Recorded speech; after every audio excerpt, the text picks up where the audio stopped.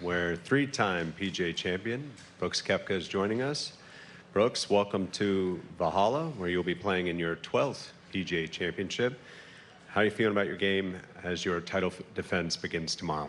Yeah, I feel good. Feel like my game's in good shape right now. It's be interesting to see how the course plays. It's a little wet right now. I don't know if we're going to get any rain this afternoon. Looks like it. So, but yeah, it's in great shape, just as I remember. Obviously, changed the grass and the fairways. I think it's made it a little easier to chip off of. But yeah, it's a good track, big boy golf course. That's great. Thanks. We'll open up for questions, starting with Jeff. Hey, Brooks, you made a nice tradition here of being the host for the Champions Dinner. Last night you had a nice turnout, looked like cool venue. What does it mean for you to be able to host that dinner, and what were a couple of highlights of the evening? Yeah, look, it's awesome. I'm not able to go to the one at Augusta yet, but this one is super cool. It's the only one I'm able to go to. It was great to be at Churchill Downs. I've always wanted to go to the race. I think we were going to go in 20, but the COVID, we couldn't get to go. So it was super special, and we had a great time. It was a good dinner, really cool. Some cool things. My chef was able to cook up the menu and help the guys at Churchill Downs. So we had a good time. Mike 8. Hey Brooks, after Singapore, you said that Augusta was a bit of an embarrassment in your eyes, and you kind of had to look your team in the eye and say, sorry. What have you done to reset since then, and what did you have to actually tell your team there?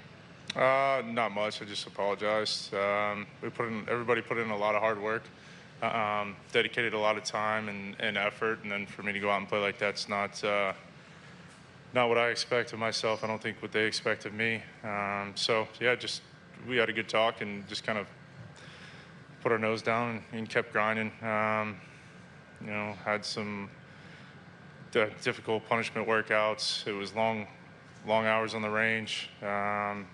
Just worked with everybody and really tried to go back to the fundamentals, and I think that was the important thing. Over to Mike 5 for a couple. Hey, Brooks, you mentioned, you referenced punishment workouts in Adelaide. I think you mentioned it first. How are those different? What do you do to yourself in those workouts? And then what do you have to do? What causes that? Is it are you upset at your approach? Or are you upset the way you played? What makes you think? I'm not looking for the punishment workout. I just get told that it sucks. It's not a lot of fun. A lot more running. Very up tempo, no rest. Aura Sapaya, who basically he kind of oversees my program with Hamish and Colby, and they talk and they figure it out. But I walked in and Aura told me that you finished 45th, you're gonna get penalized. So I think I had like 4 or 5 days in a row of just I turned white, but I wanted to throw up in a few of them, but yeah, got through it. Brooks, what exactly was wrong at the Masters? What happened? Was your swing off? Was your technique, putting? What led to the disappointing finish? It was a bit. It's kind of funny. It's been windy down in Jupiter at Grove. Feels like it was blowing 20 miles an hour every time we hit balls from pretty much February on, and then every time we seemed to play, it was blowing 25 or 30, and ball position just got back with everything all the way through the bag, even with putter. So just wasn't able to see the start lines. I like to see it start a little bit left of the target and then kind of fade back, and it was kind of on, starting on target or a little bit right, and I've kind of had the both-way miss, which isn't good, but just had to go back to fundamentals, so that was it. Up to 18. Hey, Brooks, right back here. When you look ahead to this tournament, how do you feel like this golf course plays to your strengths and the success you've had, particularly in major championships? It's a long golf course, so you got to be able to hit the ball far. The fairways, I wouldn't say they're generous. I don't think they're overly generous, but you can take advantage of them. The rough stake, if you're going to miss fairways, you're going to be in trouble. I think that's pretty much the MO of a major championship. Got to hit fairways, got to hit greens. But yeah, I think it's just a great golf course. You can kind of tell by the past champions too. Mike 1. Brooks, with what Scotty's done and Rory's done the last couple of weeks, are you excited at all to get a chance to go up against them? I mean, I'm just looking forward to a major championship. That's kind of gets my excitement going. Something I look forward to all year. So yeah, look, I always enjoy competing against these guys, and anytime you get the best, it's always good, and you just want them to play their best too. You want to go out and win it. Let's go 14, 15, and 6. Brooks, when and why did you switch to the mallet putter? I switched, I believe it was maybe a week and a half before Augusta. Just needed a new look. That was really what I was looking for. Maybe a little bit more forgiveness. I think you kind of see it, right? There's trends in golf, and everyone starts using a mallet, and it's a little bit more forgiveness. I noticed that the dispersion pattern is a little tighter, and that's kind of the big thing with me. Hey, Brooks, did the win in Singapore say to you, I've got it figured out after what happened in the Masters?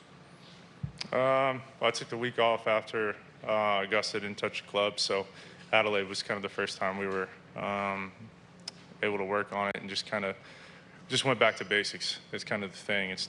My swing is never off. It's always either something with alignment or ball position, and just kind of get back to those fundamentals, and that's kind of the key for me. Alex? Yeah, Brooks, when you first started with LIV, obviously the schedule's different, everything's different. You come to major championships, 4 rounds, seeing the guys you haven't seen in a while. I'm assuming now, after a couple of years, you've kind of gotten more and more comfortable with it. I just want to know if that's true, and how did you get to that comfort level? Comfort with what? Like, what do you mean? With playing out there and then coming out and playing in the majors. Well, I think the majors are different than everything else. So the majors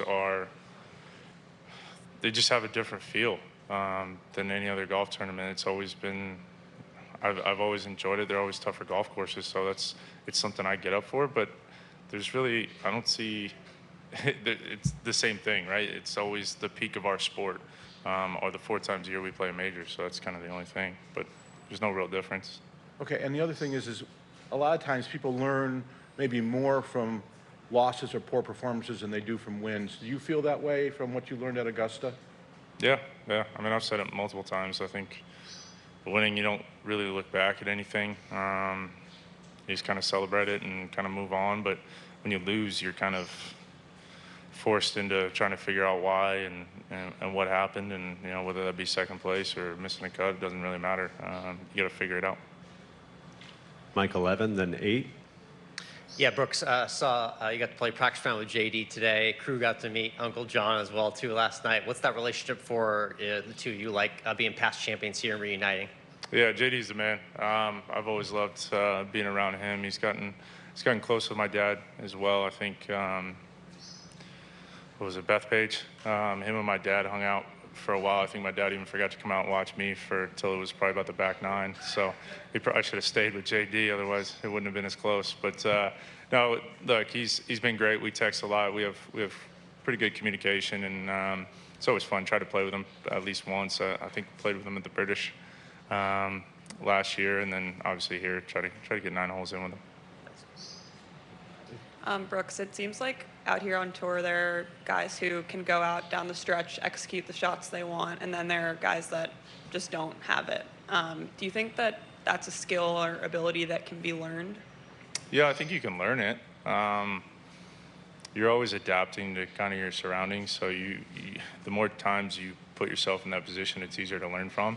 But you really have to dive in deep to the issue and really kind of look yourself in the mirror as to why, if you can't cross that line, why can't you? Or when you did, what was your thought process? What was your what were the misses? You just go down that line of what really went wrong, and I think you definitely can learn it. But I mean, some guys definitely are born with it. We'll go next to Mike 6, followed by 7 and 17.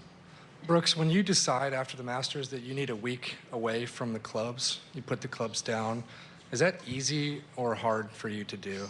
No, it's pretty easy. It was kind of always planned. I think no matter how I play in the majors, I feel like I'm not physically exhausted, just mentally. just the grind of what I put myself through, or what goes on for the previous weeks of the prep. It's just a lot more intense, and I enjoy taking the week off after. It's kind of enjoyable.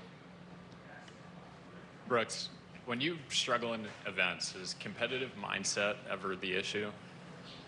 Yeah, I think so. I think sometimes you can be looking so far ahead. Maybe, beginning of the year, you just kind of, you're focusing on different things, maybe like for Augusta or for this, whatever, that you kind of just forget where you're at, and instead you're still supposed to go out and go win and go compete. And it's definitely happened to me. I'm sure, I don't know if it happens to everybody else. Don't ask them, but it's definitely been the case sometimes, but try not to let that happen. Has that ever happened to you at a major, or? No, I'm pretty locked in once I get here. Brooks, what are the common traits among the 3 courses that you've won at previously on the PGA, and what do you see out here that would be common to those 3? I would say this probably has more in common with Bethpage than it does Bellerive, just for the fact of, I think length's very important here. Yeah, it's a major championship. You gotta put the ball in the fairway. I think that's the big thing. You look at those 2. It's here in Bethpage. If you miss the fairway, I think if you had a 5-iron in, there's a good chance you're not reaching the green. Maybe you can if you catch a great lie, but odds are you're really not. So I think that's the common trait against or with PGAs or with most recently what they've been doing. Okay, thanks. We'll wrap things up with Mike 9 and 18. Yeah. You've won this event 3 times. It's the most successful major for you. Can you think of a reason why you've had success in the PGA Championship? No idea, man. I just like majors. Brooks, back here at 18, you talked about the mindset, the mental exhaustion that you have after a major. How would you describe your mindset when you get into one of these tournaments? What kind of switch flips for you? I don't know. I've heard from just kind of the people around me, it's just different. My demeanor, my focus is just different. I can't explain it. I don't really know how to or what I'd really do different. But everybody on the team can kind of see it, and they kind of know. I can walk right past them, and I don't even know that they're there sometimes. It's a grinding week. You've got to be fully locked in. I feel like you can't take one shot off, and I love that. It's always, you're one shot away from making a double bogey, and that's what I love.